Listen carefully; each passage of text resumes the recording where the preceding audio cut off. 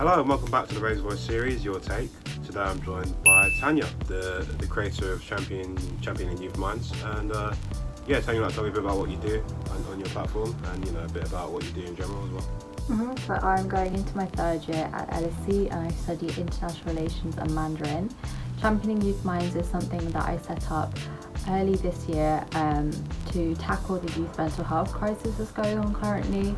I've had experiences with my mental health issues since around the age of 14, but it's really when the pandemic kicked in that I started to see my peers were suffering as well. And then it made me reflect on the gaps in our education system surrounding mental well-being.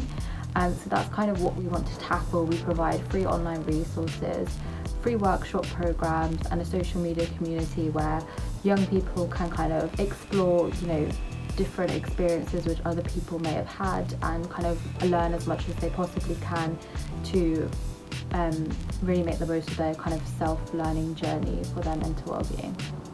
Yeah, I think it's a great initiative too. And before going into all of it, but I do think that the main stigma around mental health is just the talking about it. Mm-hmm. And I feel like just having that sort of place we can talk about it sort of just is already the big hurdle, and then the rest just comes naturally in terms of just creating a stable environment where it's just not taboos per se. And you said you had you did experience mental health. Would you like to tell me a bit about what they were, if you want, your experience of mental health just in general? I've always been quite an anxious person. When I was younger as well, I'd get quite anxious over the smallest things. And I think it's when kind of GCSE started and that anxiety really kicked in.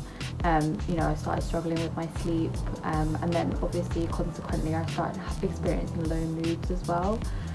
So I think that's quite a common problem I think a lot of people our age go through. But had I really been kind of taught how to manage my stress or how to manage my anxiety, I think it would have definitely benefited, but kind of navigating myself through that was quite an overwhelming process. And how did it sort of impact you? So in terms of from your teachers and sort of people around you, was it deemed as something that was serious, or did people think it, or did you not tell anyone about it? I think I've always been the type of person who can play it off quite easily, so I don't think people realised. It was more internally I was screaming because I was that stressed. But no one would really talk about it, so it wasn't really something I felt comfortable I could talk about. And I think I kept kind of hearing oh, you're really young, wait till you're older, that's when you have real worries. So I just kind of felt it wasn't important enough, and maybe I'm just kind of being kind of dramatic and over exaggerating it, so I kind of just kept it to myself. And how did it affect you? Sometimes your grades and stuff, was it sort of a case where it wouldn't go away and it was just sort of on you, was it GCSE and A level as well, and it just was it just you tried to nullify it and you got to nullify it? So it was GCSE and A levels as well. It just meant that I kept pushing myself to ridiculous extents.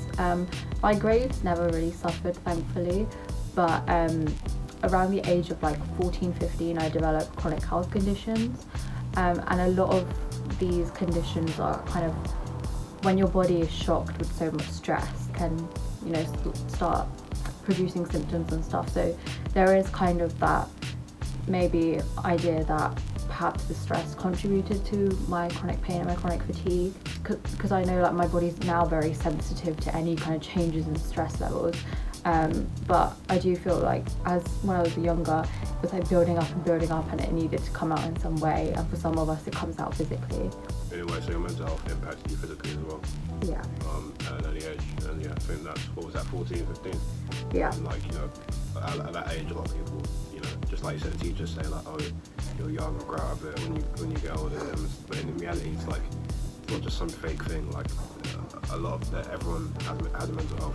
It's just do you care for it? And you gotta look after your mind as much as you gotta look after your body.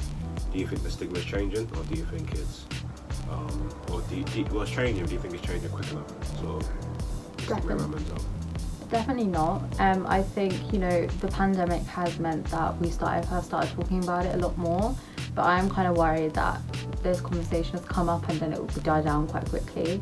I think the conversation right now touches very, very briefly on the surface, and it's not going into the proper depths of how severe the problem is, it says around 1 in 3 young people will start experiencing mental health issues at the age of 14.